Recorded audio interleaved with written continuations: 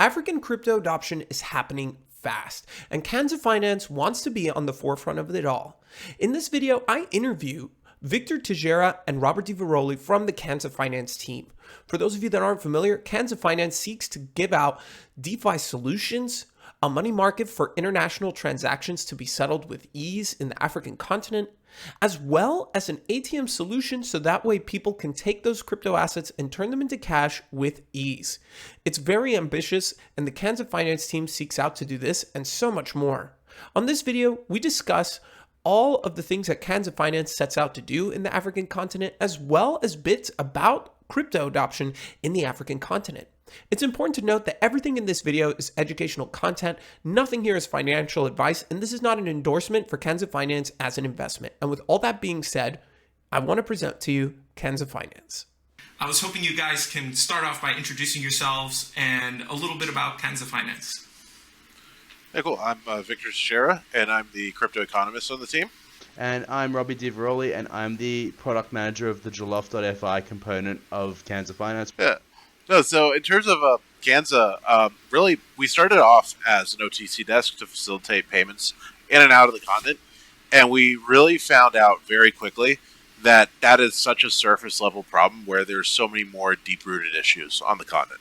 And we really got to a point where we said, well, there's no real solutions to kind of solve the problems that we're seeing. We're just facilitating the payments in and out. We're letting those problems kind of exist. So we said, well, hey, let's start building those solutions. And so from that, we started developing really a whole suite of products specifically for B2B customers in DeFi, and actually building DeFi derivatives that make sense for businesses on the African continent to help African businesses facilitate cross-border trade, solve the fragmentation of liquidity, and also access long-term deposits that they can earn some yield on.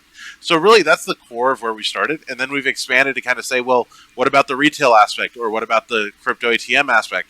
And then we've kind of spread out that way. And really, at the end of the day, I think the label Canza Finance is closer to Canza Labs. And really, the way we're working is a lot closer to a venture studio. So it's really a lot of different little projects, especially with the experience that we have in our team. Comes from the engineering side. We're just really able to kind of spin up a lot of these little pilot programs, kind of get them going, and really see what takes up and kind of build around that. That's awesome. And I think that, in particular, I think people underestimate the future potential that is booming, I think, in Africa in terms of crypto.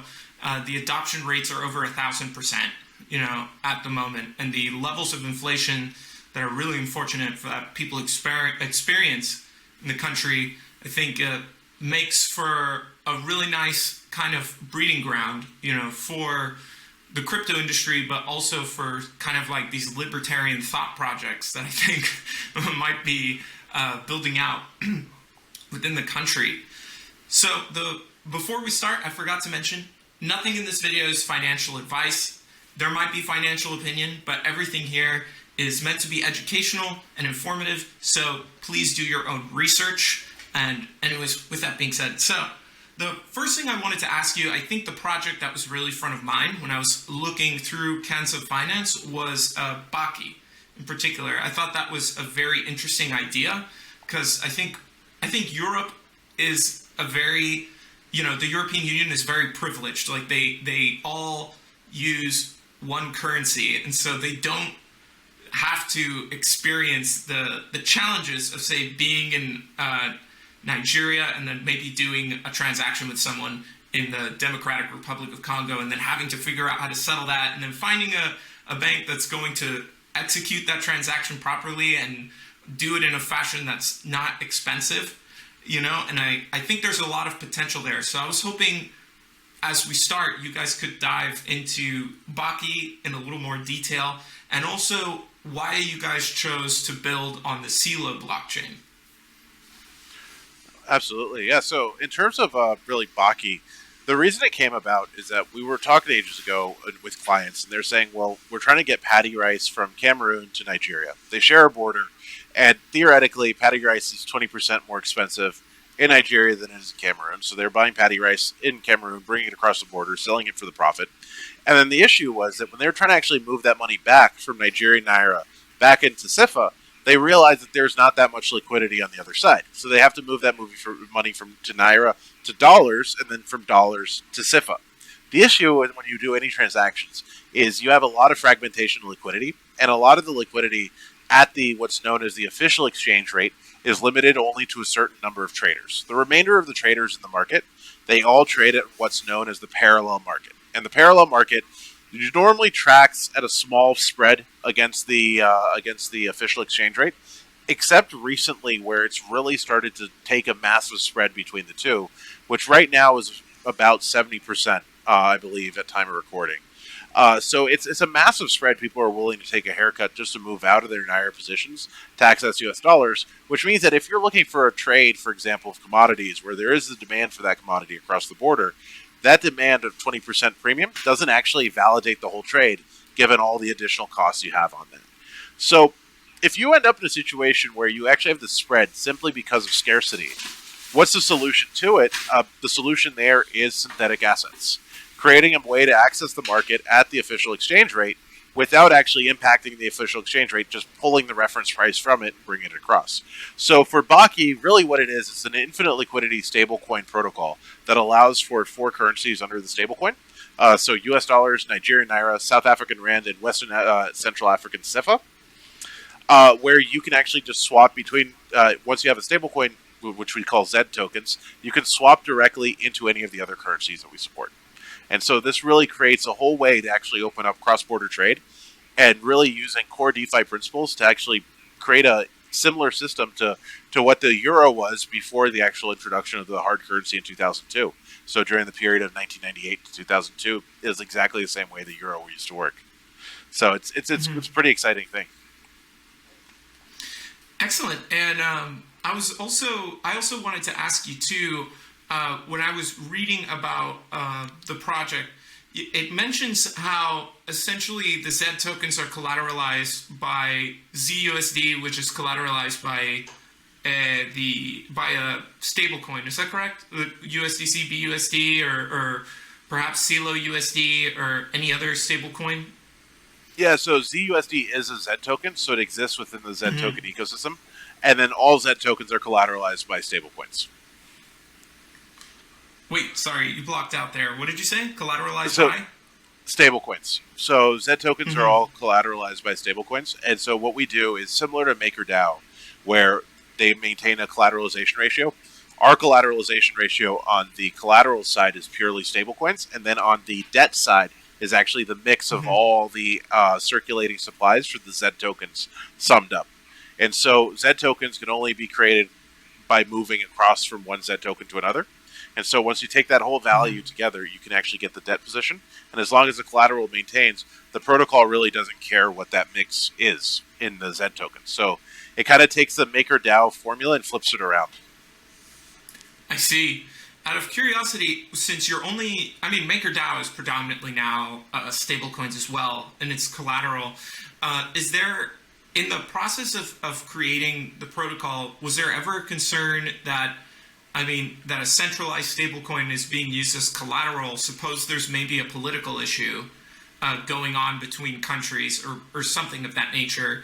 Is there ever the concern that, say, for whatever reason, they try to whitelist or blacklist, or I forget the term, of the centralized stablecoins? What is the plan if that happens, which probably won't, but just a hypothetical exercise. If something like that were to happen, have you guys had the opportunity to think about those type of issues? And if so, what is the plan? Yeah, absolutely. I think in terms of what's the plan, don't necessarily want to tip the hand too early here on this one. But in terms of kind of these types of issues, it's definitely something we thought about. Fundamentally for us, as long as the stablecoin is still permissionless in its structure, we're happy to use it, keep it as the collateral, because that, I think the risk really becomes once it no longer becomes permissionless. Now, if we're trying to guess the future, I think the biggest challenge we have is that the most reliable stablecoins are likely going to be the stablecoins that are going to be the most closely associated with regulators. Right. Your USDCs and such. Fundamentally, that's part of the reliability that we inherently trust them, is because they have that access to the regulators. So in terms of that structure right now, that's really what we're working with. But obviously, I think down the line, there are definitely alternative stablecoins in the wild that can bring in additional stability and still remain what I would call, say, permissionless. And you can still use them without being on a whitelist or a blacklist to actually be able to access those. So in terms of that structure, it is a risk. But I think at the same time, it's part of the kind of the risks management strategies and an approach that we've accepted to say, well, our bigger risk is that we are taking on stablecoin risk. We're not trying to add any risk on top of what you'd get from a USDC or a USDT, but we're taking on that risk as a core part of our risk profile that we have in the offering. And so I guess it's part of the thing of, at the end of the day, if your house burns down, you don't really care if kind of like the stuff that's inside your house, like, it's going to burn too, right? So it kind of ends up in a situation where you're all in it together. You kind of have to accept your position. Well, at the same time, oh, sorry, go ahead. And just, oh, sorry, wait. I was just going to add to that as well, quickly, that we have done, I would say, thousands of strenuous hours of studying and note-taking, and we've got a lot of research that we've done on a lot of stable coins over these past few years, during all these turbulent times in crypto, where we've seen, of course, the UST exploit, we've seen many other stable coins depeg and such, and we've really measured up the different styles of pegging mechanisms that stable coins have.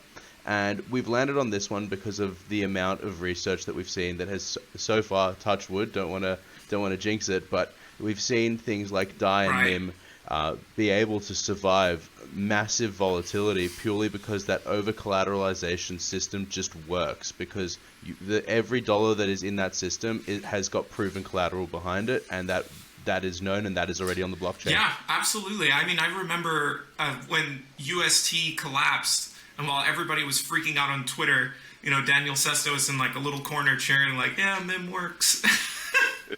Which, I mean, but it's a testament to how powerful blockchain technology is. And I mean, and in fairness to you guys as well, like, you're also dealing in a lot of different spaces outside of Baki. And especially, I imagine that with the implementation of ATMs, within the country, like working with as many regulators as possible and getting approvals is a big part of the project as well. Especially, in my mind, like if you were transitioning from, say rands to and forgive me, I'm not too knowledgeable on the different currencies in Africa, but transitioning to another currency, it's convenient to know that you can go to an ATM, and make that transition seamlessly in the Z tokens. Is that part of the plan? Yeah, no, that's exactly how it works. So essentially, it's just a working capital system where we can actually use the Z tokens to facilitate transactions through the CTMs. And yes, as you touched on, there is a lot of regulation constraints regarding that, US domestically as well as across the African continent in particular. We're really combating that by having a lot of conversations with a lot of the right people and getting a lot of groundwork done on the African continent. We've got an excellent team that's really working hard at getting all those conversations to be had and getting a lot of those deals across, which has really been fantastic and really gotten a lot of progression. And also with those CTMs as well, they can actually support up to 40 different cryptocurrency assets. So that actually covers a wide range of Z tokens across many domestic currencies. So that doesn't necessarily constrain a user to just the local currency that they're in at that time. Yeah, and just to add to that, I think Robby meant 40 currencies. We can obviously support more cryptocurrency. I think he said 40 cryptocurrencies. so 40 cryptocurrencies. 40 currencies. 40 currencies. So my bad. So so I think that's more in line with what people would expect. But to add to the regulatory standpoint, I think the way, and apologies for being so blunt, I think the reality is that the U.S. is not going to lead on this, and we're not necessarily turning to the U.S. for anything. At the end of the day, the challenge with the U.S. regulator is that they have taken, in my opinion, a relatively standoffish approach with regards to crypto assets and digital enterprises, whilst what you see across the pond and what you see in the UK, Europe, Asia, and even in the African countries is that they're a lot more open to the idea of actually allowing crypto to be a part of the system. Now, they believe it needs to be regulated, which I do agree with that belief. But they are a lot more open to, not necessarily forcing the prescribed law to be the way for it forward, but actually being open to accepting sandboxes and certain regulatory kind of like soft walls around which we can actually operate and launch it.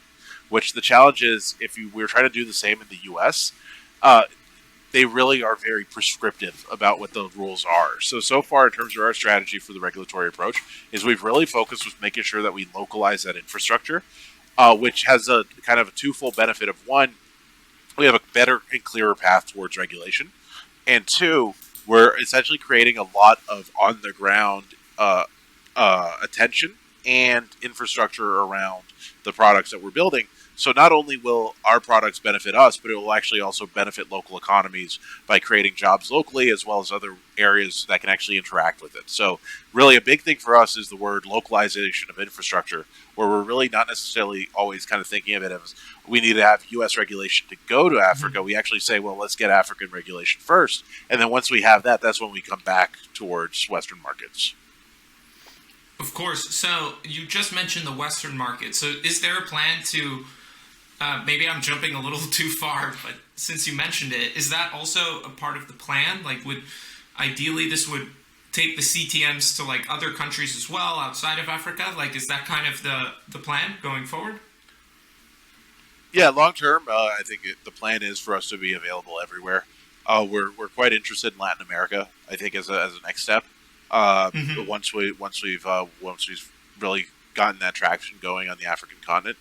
And this goes for every product, really. So right now we're really focused on solving African problems and being in the African market. And obviously, it's a massive market. It's 58 different countries. So I think we've got quite a bit to chew on. But then long term, really, the plan is to expand out to Latin America and then also to Southeast Asia. And then really build that base in emerging markets where, at the end of the day, all of our products, in terms of if you want to interact with them, if you are a non-American citizen, of course, you can actually interact with them through normal DeFi channels, right? And so, obviously, in the U.S., there are certain limitations on what people can actually access in DeFi and such. But at the end of the day, if you want to interact that way, you can absolutely interact that way, provide liquidity, etc. I think in terms of the physical assets and physical products, those definitely are going to be much more localized in emerging markets, and then eventually will reach the Western world. But the reality is that they're a lot more important in local markets than they are in the Western world. So I think a great example was when one of the really early trips that our CEO did to Nigeria. Our CEO is Cameroonian, our CTO is Nigerian. And they did an exploratory trip when they're trying to pick whether they're going to focus on doing this in Cameroon or in Nigeria. And they ended up on a Friday night, they were going to go out to a bar. They needed some cash. So they went up. There was a whole row of ATMs at the supermarket. And they go to each one, and all of them are out of service. They go to another store, all of them out of service. They go to another mall, they're all out of service. The whole ATM network was down. It was going to be down for the whole weekend. There was absolutely no way to get cash out. Banks closed at 4 o'clock sharp, so there was absolutely no hope. And that's when my CEO, our CEO, really, he took a step back and he looked at everybody kind of waiting around, seeing what could be done. And he asked all of them, he said, well, if I could pay you 8% for you to get your cash, would you take that deal? And everybody said yes. And that was really kind of the inception of the CTM network, is that really to bring a crypto ATM network means that we have a parallel system to the banking network. And in certain jurisdictions where that's not necessarily as reliable, crypto's still there. So as long as there's that connection to the internet, we can still facilitate those trades and those transactions.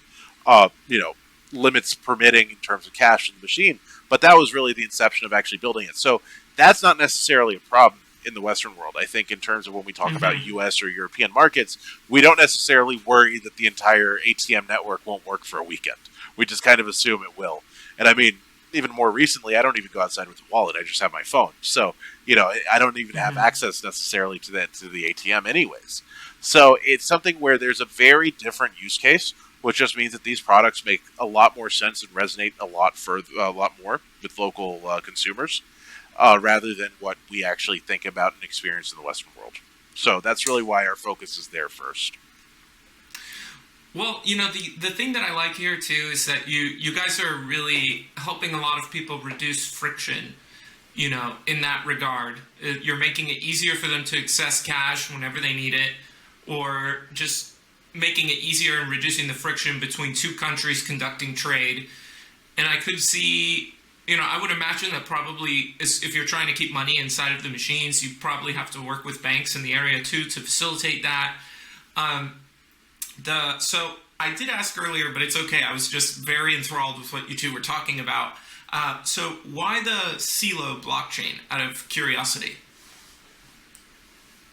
Yeah, so for Celo, I think Celo's been a fantastic partner for us since we've started. We stumbled on Celo quite early with their original white papers in terms of the whole infrastructure, the whole kind of value proposition for Celo makes a lot of sense for emerging markets. I think in terms of, there's no blockchain I can think of off the top of my head that has the same reach that Celo has, whose entire purpose is really built around developing a robust infrastructure for on and off ramps in emerging markets. Celo is really second to none in that category. But we're also actually going to be launching on Avalanche in terms of our projects. So we are that will also be a chain. And really the kind of the balance we want to match is that we want to have that availability and that access to those on and off ramps, but we also want to be available across the board on a number of chains. So because we really believe that in terms of the African market, there's so much fragmentation across the market that it's always good to have kind of other opportunities. Because even as we've been doing the other business, we've actually been getting demands on different chains for certain clients that want assets on different chains. So we're kind of aware to say, like, it's not necessarily a one chain will win everything. But in terms of starting with Celo, the biggest reason for that is actually the fact that Celo has a fantastic on and off ramp infrastructure on the continent.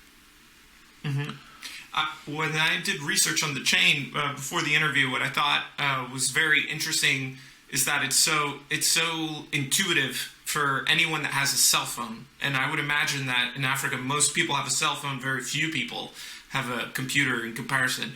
So I assume that was like a big part of the reasoning. Robby, it looked like you were going to say something. Yeah, so another thing about, regarding Celo is it really comes down to a lot of shared values that we actually have with the blockchain that we found. A lot of core shared values, especially with their design towards emerging markets. In fact, there was earlier this year, we were actually a part of one of their hackathons, which was entirely about sustainability in emerging markets through Web3. And all the projects were about whether it was their regenerative finance stream, their refi, which is about taxing carbon credits through crypto, and also various other DAOs and DeFi systems that could be created. To also all these projects were also working, whether it was trying to minimize that friction or trying to minimize carbon footprints. We all shared the same core values, and that was something that we also found extra special with the Celo team. Out of curiosity, when it comes to regulation and having to navigate so many countries, what are some of the challenges? And if you could follow that up with what are some of the successes that you guys have seen in the market?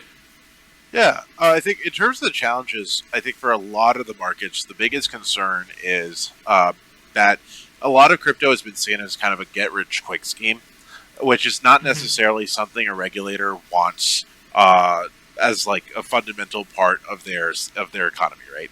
And I think in terms of if we consider it in terms of the structures of where people are in a socio-economic standpoint on the continent, there is a potential for a larger propensity of people to try to fall, into these traps of kind of these get-rich-quick schemes, which would then be a detriment to the country's economy.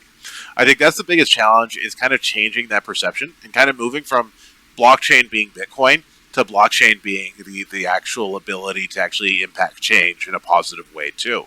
I think it's quite telling. Recently, somebody was telling me about, they've recently came back from a conference and they said, "Oh yeah, I got $20 worth of blockchain," and I was like, "I don't think you got $20 worth of blockchain." But that's kind of indicative, I think, of the mentality that a lot of people, especially on the regulator side, who aren't necessarily deep diving into the details around a lot of the very detailed crypto stuff that we really kind of geek out on the daily, right? They don't have that. And I think that's the biggest challenge, is that education piece, to actually bring them from thinking, okay, everything's Bitcoin, everything's volatile, everything is intrinsically worthless, to actually saying, hey, no, these are where the kind of the goalposts are. This is what the safe shape of the field is, and these were where the markings are. And once you kind of give them that feel for like, these are what the rules are, a lot of what crypto is trying to achieve is what regulators are trying to achieve through their regulation. So at the end of the day, once you kind of have that path where you kind of get it across their eyes that we're not necessarily operating some fly-by-night operation, we're really trying to use a lot of the kind of TradFi principles that are, the backbone of our entire system in crypto, and also doing it in a transparent manner where there are such things as atomic transactions. There are such things as smart contract logic that can stop something from happening. All that is actually included in part of what we're building. So from a regulator standpoint, especially when it comes to the more advanced derivatives, I think like Baki, where it technically sits in terms of categorization, that's really where they've actually been quite receptive once we kind of go through and explain the whole structures, where are kind of like the safety valves, how do we avoid like any type of risk and such within the system. That's a big thing. And in terms of victories, one of the really amazing things is that as much as we've gone out and been rather proactive with regulators on the continent, one of the really interesting things is that we've actually had regulators reach out to us and ask us to come join their sandboxes. We are starting to get a little bit of traction in terms of the regulators seeing what we're building and really getting that interest from them to actually get us to come present to them and kind of take them through that first experience with crypto to really understand how it can be done in a robust and also scalable and safe way. And that's really been our biggest focus, is making sure that everything we build is as robust and safe as possible. And just to add, if I could chime in there as well, just the biggest point as well is education.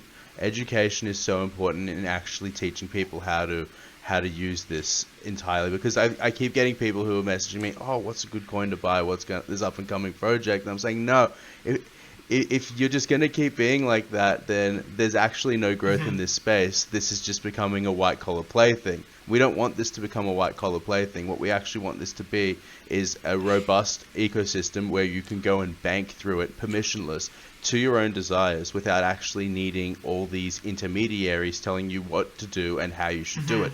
And fundamentally, just by having these education services out there and teaching people how to use these DeFi services, these regulators are going to come to the table eventually and realize that all we are doing is just shifting TradFi into a digital system, because all the exploits that we've seen thus far have been bad trades, and quite frankly, since the beginning of time, we've seen plenty of bad trades. I think it's interesting that that's the perspective you take, because I think that because there's so many countries out there in Africa that are still, I guess, for lack of a better phrase, still developing kind of their own financial networks.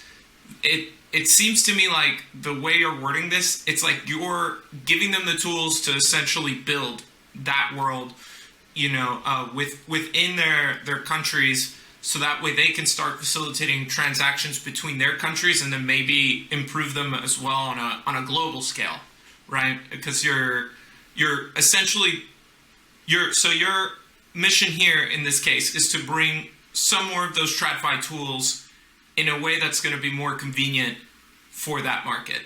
Is that correct? Would that be a fair way to characterize this? I think absolutely. Yeah, absolutely.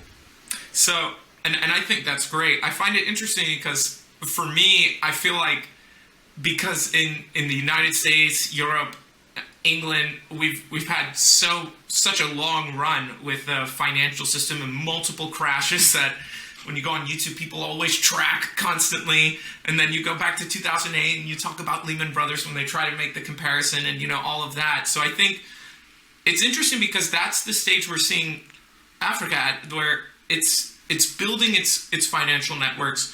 Whereas here we have financial networks, and I feel like maybe in the United States, the sort of the encompassing conversation is to use blockchain to opt out of TradFi, which is what I see a lot. Going to all these conferences around the world, hoping to make my way out to Asia and the UK soon. So we'll see what happens there. But so I think that's really cool. It's like giving the building blocks needed to kind of start that. I couldn't help but notice when I was doing some research about Canza Finance that one of your partners was ADAverse. I was very curious. That is a very on the nose partnership, and I also find it kind of funny because Charles Hoskins is frequently in Africa, also working with regulators out there.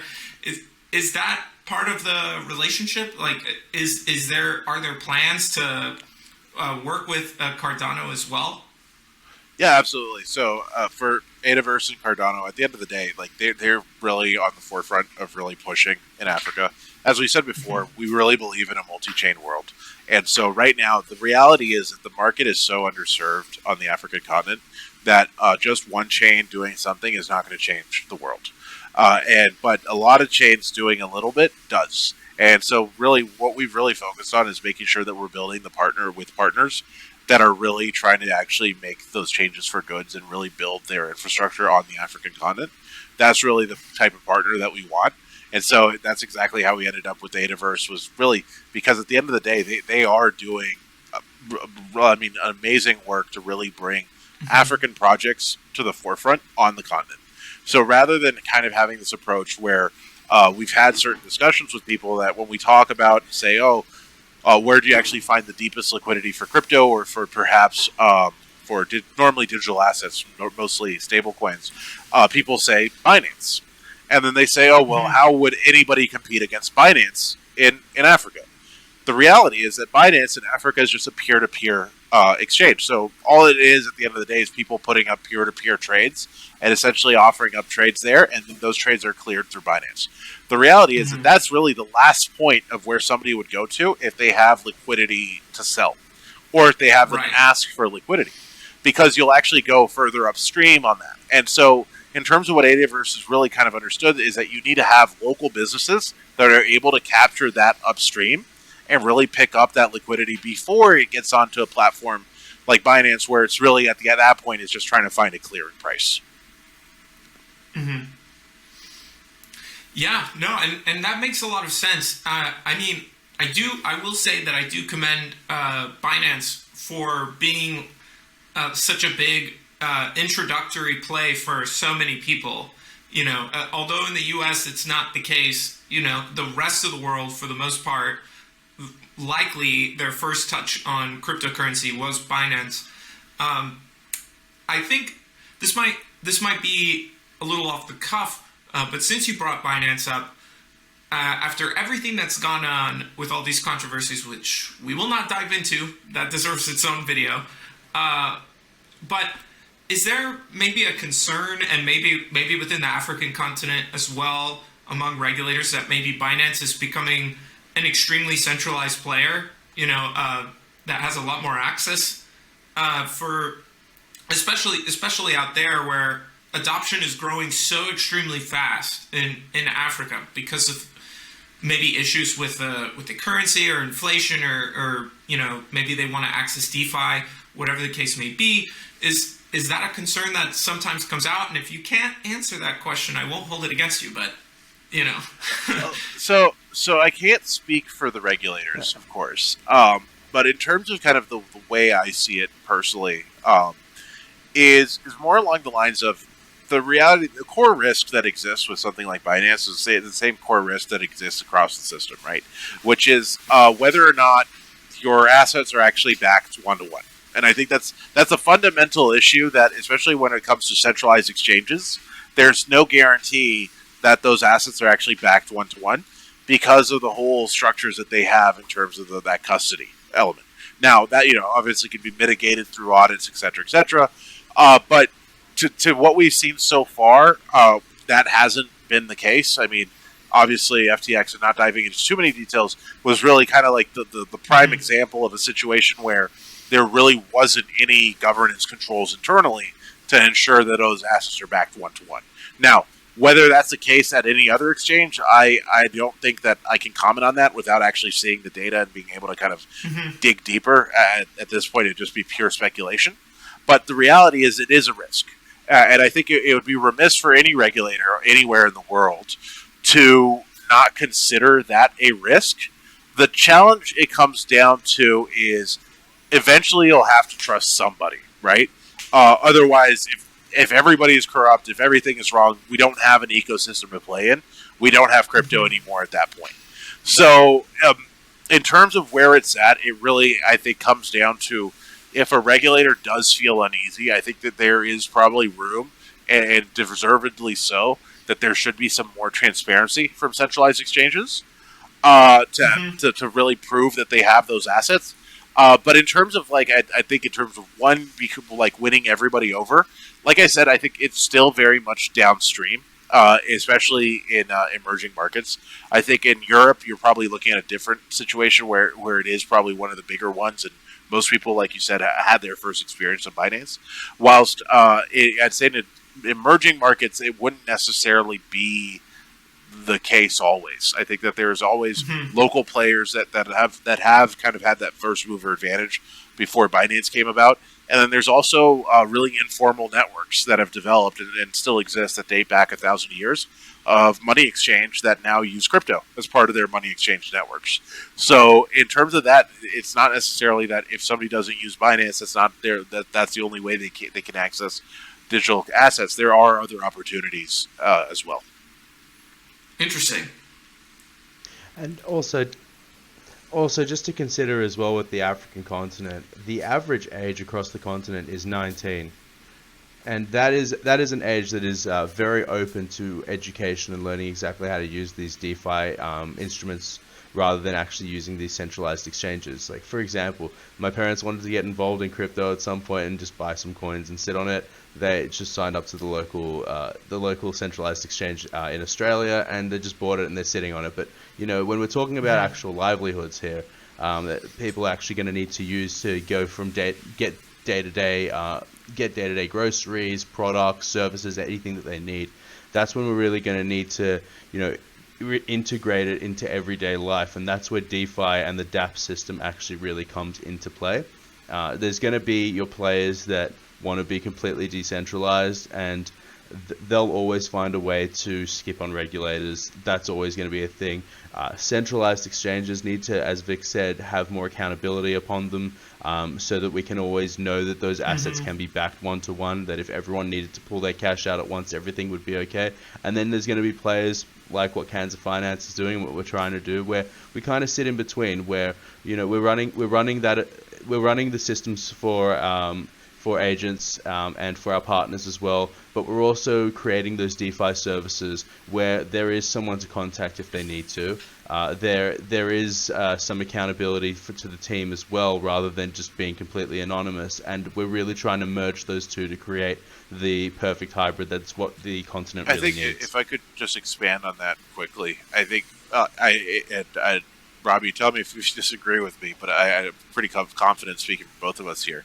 I think in our ideal world, we'd really want to see everything on DeFi, right? They're fully decentralized, fully transparent, where every trade and asset does go to a transparent pool of risk, right? Where we can actually see where that risk sits. We can understand what those trades are, and we can understand when insolvency is near, and then have the mechanisms that protect us against insolvency be transparent and permissionless. The reality is, I think we'll never fully achieve that. I think that there'll always be constraints here and there where that can't be done. And there's always going to be a place for centralized exchanges. But I think the biggest part here, I think from centralized exchange standpoint, is just creating that transparency themselves, where they are able to actually show that they are doing all the transactions, handling all the money. Where in a traditional financial system, that's broken up between three institutions, which is usually your wealth managers, your clearing houses, and then the actual exchange. Since all that is all in one place, I think that there is a bigger risk that there is the ability for something to occur without that transparency. So I think it's one of those situations where instead of DeFi continuously molding towards a centralized exchange and kind of working around those restrictions, there's also an element where I think that certain parts of crypto which aren't DeFi, can learn from DeFi and really try to take in some of that like transparent beliefs that DeFi believes in and actually apply it their own way, even if that's off chain. Absolutely. I think like when I try to explain to people without diving into like the details of yield farming or auto compounding or exchange swap fees or anything like that, you know, it's always inherently important to remember that, you know, unless you're using a privacy coin, essentially every transaction is visible on chain. We can see, you can like use Etherscan. You can see how much Ethereum, how much stable coins are on Aave, MakerDAO, or on, you know, all these other massive protocols. And that is a what shouldn't be, but oddly enough, is a luxury that we don't see in traditional finance. It would have been amazing in 2008 when, sorry to throw you under the bus, Jim Cramer, but when Jim Cramer's like, Lehman Brothers is fine, you know, if we could actually see their books in real time. But that's a luxury that it's not a luxury in crypto. It's just a Tuesday, a Monday. It's a Monday and Tuesday. You know what I mean?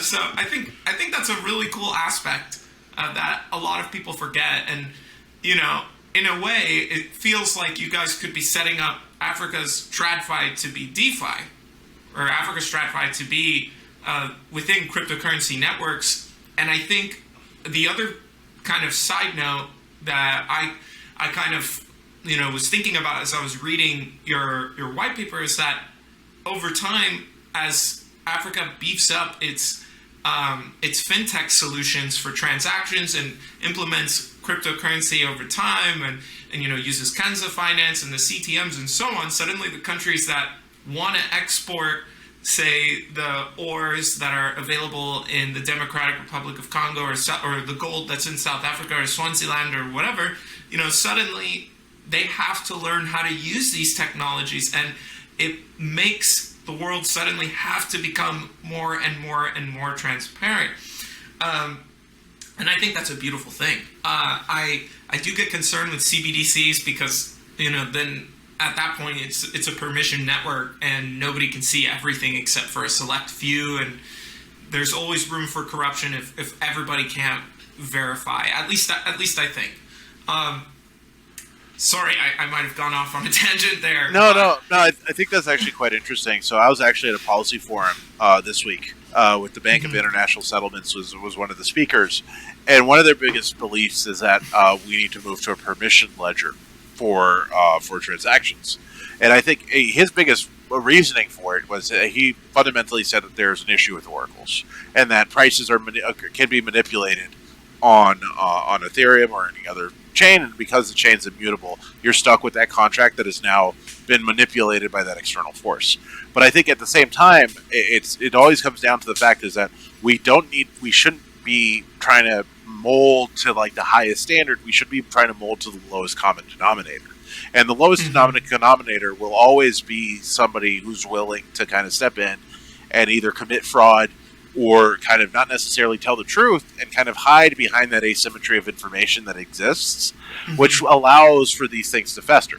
Versus if you have a properly decentralized system, that's not possible. So therefore, it's one of those things where I totally agree with you, where we need to kind of bring TradFi to be more transparent than it actually is. I mean, the 2008 example is fantastic. I think AIG, at the end of the day, they signed more insurance contracts than they had 4 times the collateral to cover. And so when all those insurance contracts came due on those CDSs, they couldn't do that. Now imagine trying to do that on any decentralized insurance protocol. You can't.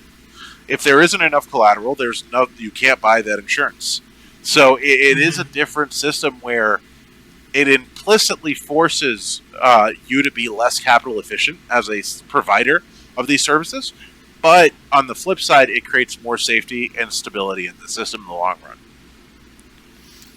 Yeah, and I think personally, like, a permissioned ledger in general, like if I was in that room with that gentleman, I would argue that if there's an element of human variable that can alter transactions, alter the ledger, or stop or halt a transaction, then there's always going to be room for there to be some degree of corruption. And like when I was a kid, my parents would tell me not to eat like lollipops all the time, but if I fucking, excuse my language, if I saw, but if I found a lollipop, even though my mom told me not to, there's always some temptation. It doesn't mean I'm going to do it, but there's always someone that's going to go for the lollipop anyways.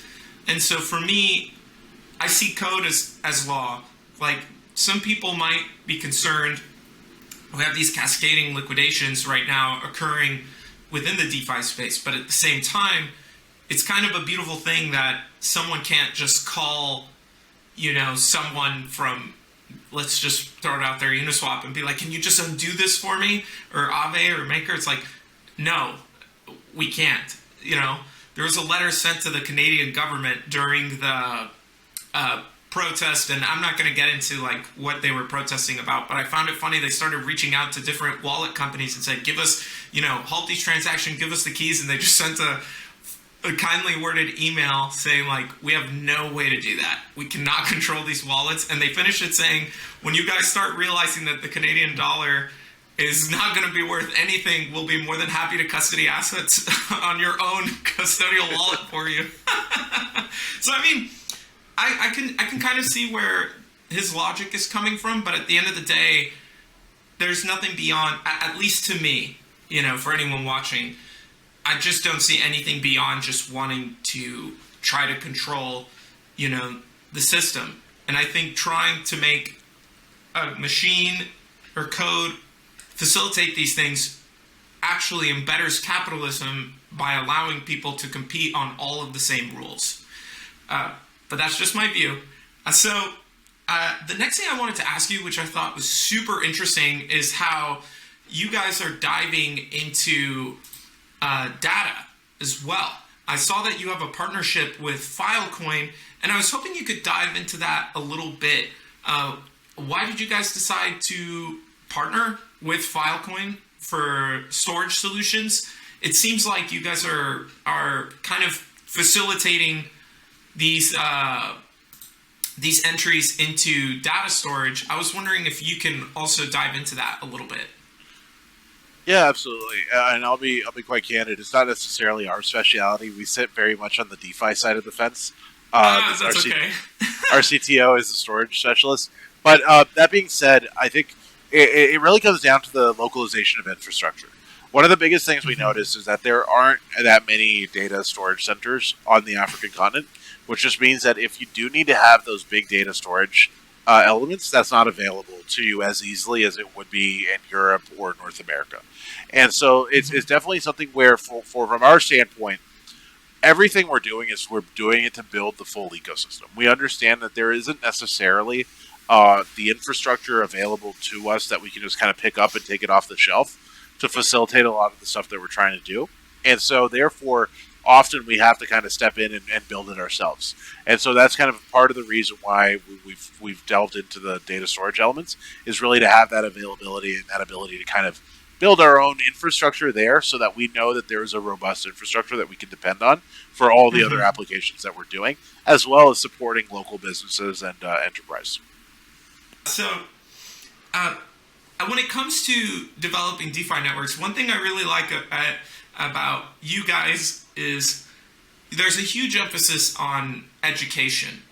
The average age in Africa is 19. There's a massive opportunity, not just for commerce within Canza Finance, but obviously to benefit, people who are in Africa right now on the ground, who have a job, getting yield and the Z tokens, or possibly getting yield on the USD Z token, would also help to hedge against inflation. There's a lot of reasons why someone would want to use a protocol like this. What do you think at the moment is the biggest challenge working within that market, and how are you addressing that challenge? Yeah, so I think the biggest challenge is education. I think Robby said it a bit earlier. The really, for us at the end of the day, is we need to be really that first point of contact to bring people across to crypto solutions. Part of the real difference between us versus I think a lot of the other crypto solutions is that we're tailoring them specifically for the market. So in terms of our documentation, we're working quite hard to make sure that all our documentation will be available in French, English, and Portuguese, because those three languages actually build up the vast majority of the continent. Obviously, with different pockets where Arabic is spoken a bit more, or certain areas where Spanish is spoken.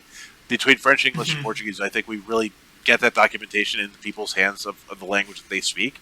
And it's really conscious that English is not necessarily everybody's first language. I think that's a big element of the education that a lot of people do not think about long term, where they kind of see what is available. And so, in terms of me personally, my family is originally from Brazil.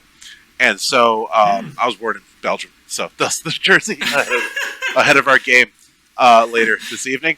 But in terms of a lot of the stuff that we've been working on is actually using a lot of the resources in crypto ecosystem that's been built in Brazil in the Portuguese language, and actually trying to bring that across.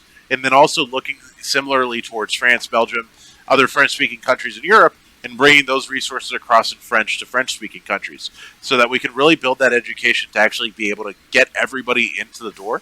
That's really going to be our biggest challenge, is to actually be able to do that education piece. I think in terms of the products themselves, the reality is that if with Baki specifically, we're cutting out 70% of loss on the Nigerian market. And given that the Nigerian market is the largest economy in Africa, it's a no-brainer for any business to operate with us, because they're going to want to make sure that they don't lose 70% of their value when they trade. So I don't think we have that argument on that side that we have to make. I think that the bigger argument is really the education of how do I get into that. But just the fact that we were able to prompt that kind of behavior means that the education, we have that kind of upside on the education where they are already willing to kind of learn, rather than us kind of knocking down the door and, Kool-Aid Man style, and kind of I kind of say we're here, and like you have to use it. We're really trying. They're really coming to us rather than us going to them. But really, at the end of the day, is getting that education in such a good way where they can really learn from it. That's the most important part and the biggest challenge, in my opinion. And with that as well, with that education as well, it's about the question that they're coming to us for us to try and answer. It's not about, hey, can you get us to be involved in crypto? The question that we're trying to resolve here is, hey, can you get us to access the central banking rate? I'll give you a bit of a quick story actually on that, because we've just onboarded an intern for the next few weeks, and essentially I was just taking him through all the stuff that we're doing here at Canza Finance, and then essentially among a few other things, I said, here's one of the fundamental things that we're doing here, and I showed him the CBN rate, and then I loaded up Binance and I showed him the NGN to USDT, and what he saw on the central bank rate was about 435 to 440 Naira to $1, and then when I loaded it up on Binance, it was 790 Naira to the dollar. And I said, what we're building here is a way for people in Africa to access this rate, the best rate for them. So they're not going to be coming to Canza saying, hey, please help us get into cryptocurrency. We want to bring to the population and say, hey, we want to let you access money at, it's not even a 70% discount. It's just the price that it should be. Yeah, and I think what's going to be very interesting is that there's already kind of in my experience, because I haven't transferred money in Africa anymore, here in the US, we have Western Union, which is slowly being eaten away by the crypto industry, stablecoins and such. I imagine that as you guys are building this, you're quickly realizing like how fast you can end up bringing people into the future when they don't have to pay a fee to make these changes in money or transactions anymore. So I think that's really exciting and very liberating for a lot of people, that you'll be servicing out there. I wanted to ask you both, you're on different parts of the world, you have different skill sets, and I'm curious to know, how did both of you stumble into the blockchain industry? What I think is so cool whenever I interview people in general is just hearing how they go through these wild transitions into blockchain. So how did you two make it into this industry? Yeah, so I guess I'll take this story because I think it's quite a funny one. So I used to be a TradFi guy before I came across the blockchain. So I used to be an investment banker, and my specialty was renewables, energy, and debt, and really focusing on kind of like complex debt structures, complex infrastructure funding. That was really my thing. So my whole life was in Excel constantly. So I was like a financial model specialist. That was really like my bread and butter. Where like other people failed at Excel, that's like where I did well. Except don't ask me to talk about it later. Anyways, No. It was 2017, and our CTO Oyedeji was presenting in Australia, which is where I was working at the time, at a conference, and he was talking about the opportunity for blockchain with an African lens, and essentially talking about it as creating a system where we could actually funnel money into the from Western markets into Africa. And Oyedeji, our CTO, he's of Nigerian origin but was born in Sydney. So I ran into him after he stepped down from stage. We started talking really high level kind of stuff of using blockchain to settle payments and such, building all these complex derivatives that we could build. At the time we weren't even thinking building it on the blockchain necessarily. We're talking about it, building a Python thing that would give you an Oracle price, and then that Oracle price could settle the transaction at that. Those kind of things like that. And then really kind of just didn't focus too much on crypto after the 2017 crash. I was kind of umming and ahhing, when it was kind of coming up, and I kind of sat out and I was like, okay, it's cool. I'll go look into other stuff.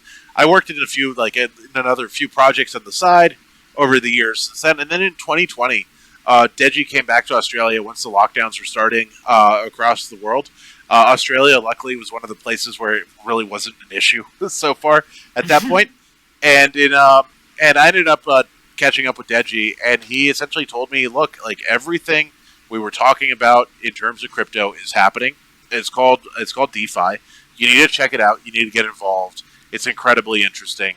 Go learn. I need you to understand this to come up with ideas. And I said, absolutely. So I dove into it, went into AMMs, lending pools and such. I took 3 days. I think I saw Deji on a Wednesday. By the Friday, I was fully into it, completely down the rabbit hole. And Robby had the misfortune of coming over that Friday for drinks. I think. And so I think it's better than that. Love this. It's better than that. And so I'm guessing then Robby was there and made a drunk decision, and now here he is. No, so here's how it's happened for me. Ever since I was a little kid, I've been captivated by Yu-Gi-Oh! And Pokemon cards, and I've been playing with them ever since I was a kid. And then, probably since I got mad at my brother for pulling a Charizard when my mum bought 2 booster packs and mine had absolutely nothing and his had a Zard, was when I was like, well, why do I want that? Why am I seeing value in that? And I've kind of then spent the years growing up finding value in things that people don't necessarily see value in. So I still buy, sell, and trade Yu-Gi-Oh cards to this day, actually. Wow. So me and Victor had been good friends for years, and he's probably one of maybe 2 or 3 people that can ring me on Discord at 3:30 in the morning and say, Robby, I'm about to make the best decision of your life. And I said, what's that? And he said, get your credit card out, download this thing called MetaMask, and buy about $500 of this thing called Ethereum. And we're gonna go and do some cool stuff. And then, lo and behold, we end up being up till about 7 in the morning. I remember particularly the first thing we looked at was Curve Finance, which was really interesting. And I'm just going to disclose in case Victor wants this cut out, but one of the first projects that we actually looked at, which was also hilarious after Curve Finance, was this product called Swag. Yeah, Vic, I can see Vic laughing now, which was essentially a solution to OnlyFans on the blockchain, but it was specifically this Taiwanese OnlyFans service. And we were just finding all these random applications, and we just thought, we were just like, you know what, all these things look ridiculous, but there's value here. There's absolute value here, and we are we can see so much potential. Like, yeah, OnlyFans, whatever. No, we're looking at Curve. We're looking at this fantastic product that's been built by physicists, and we're trying to, I guess, wrap our heads around it. Looking at sushi as well. We had a whole bunch of different financial products that we'd never seen this before, and quite frankly, the only reason we were actually buying Ethereum at that point was just to facilitate transactions, because we wanted to interact with these DeFi products. And that feeling of excitement that we were experiencing at that point in time, and this was also, I'd say, a few months before the bull market really blew up. So we were just playing with it. There was no actual point to gaining anything out of this.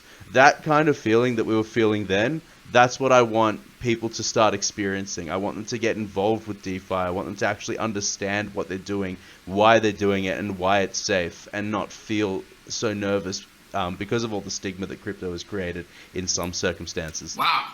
I love both of your stories. And actually, on a side note, Robby, my brother is actually very big into Magic the Gathering. He makes a lot of money trading the cards. Like, oh, wow. He'll call me like, I just made like $1,000. I got this like misprint. You won't believe it. I'm like, whoa. All right.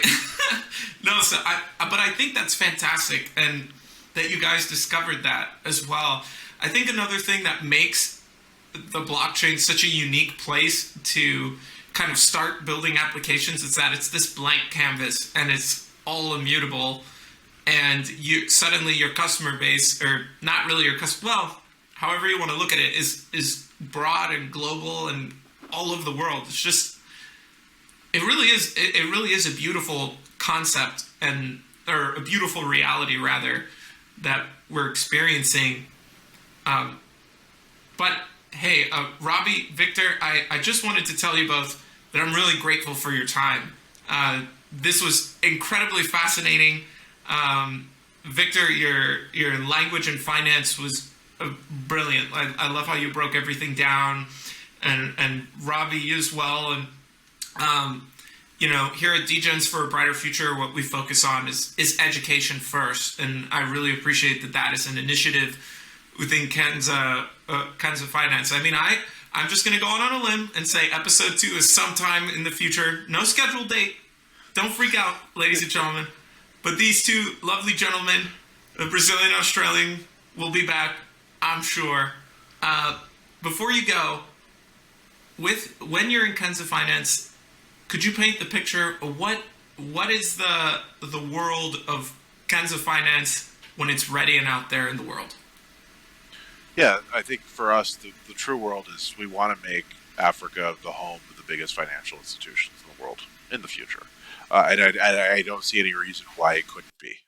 So that's really what we're working on and focusing on building, is it's really that long-term support. I don't know, Robby, what do you think? I mean, when I see things like Swift, Visa, Western Union, all these systems that are just underlying across all these settlement systems, I would really want to see Canza Finance being one of those household names that can bring those that can bring people together, bring small to medium enterprises together in particular, considering all the fees that they have to cover to actually conduct business. So being held in the same regard and being able to bring those settlement systems to the masses is really the goal for me. And if that means that it can make life easier for so many families and small businesses, then we're happy. That's our goal. We just want people to be financially independent. I love that. Yeah. Hey, just wanted to say thank you guys again so much. That's definitely a beautiful and bright future that you guys are working towards. And I really appreciate everything you guys are doing. I'm wishing you well on this endeavor in Africa. And we look forward to having you here again on Degens for a Brighter Future. If you enjoyed this video, please like, comment, and subscribe. I will put all the information for Canza Finance below if you want to learn more. And I look forward to seeing you guys on our next episode, all right? Anyways, Degen safely. I'll catch you guys later. Hey, thank you so much for watching. If you enjoyed this content, please like and subscribe and check out some of my other videos, like this one I made about what Elon Musk is planning to do with Twitter and how he may integrate crypto, or this interview that I did with Weezo, the lead developer of Beefy Finance. Anyways, thanks so much for watching and degen safely.